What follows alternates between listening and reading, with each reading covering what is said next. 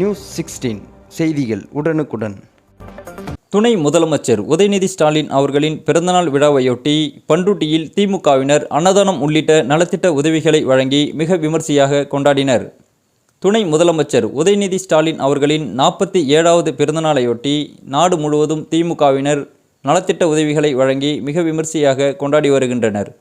இந்நிலையில் கடலூர் மாவட்டம் பண்ருட்டியில் திமுக நகர கழக செயலாளர் நகரமன்ற தலைவர் ராஜேந்திரன் தலைமையில் பொதுமக்களுக்கு இனிப்புகள் வழங்கப்பட்டும், அரசு மருத்துவமனையில் மகப்பேறு பிரிவில் அனுமதிக்கப்பட்டுள்ள தாய்மார்களுக்கு பால், பிரெட், பழ வகைகள் உள்ளிட்ட தொகுப்பினை வழங்கியும் துணை முதலமைச்சர் உதயநிதி ஸ்டாலின் அவர்களின் பிறந்தநாள் விழா திமுகவினரால் கொண்டாடப்பட்டது. இதைத் தொடர்ந்து பண்ருட்டி திருவதிகை பகுதியில் உள்ள முதியோர் இல்லத்தில் உள்ள ஆதரவற்றோர்களுக்கு மதிய உணவு வழங்கப்பட்டு துணை முதலமைச்சர் உதயநிதி ஸ்டாலின் அவர்களின் பிறந்தநாள் விழாவை திமுகவினர் மிக விமர்சையாக கொண்டாடினர். கருப்பு சிவப்பு படையின் வீரன் களத்தில் வெல்லும் துணிச்சல்காரன், காலம் கொடுத்த கடமை வீரன், ஞானம் புகழும் கலைஞர் பேரன், திருப்புவளையின் வழியில் வந்த தமிழ் குருதி, இளம் திராவிடருக்கு தலைமை தாங்கும் உதயநிதி.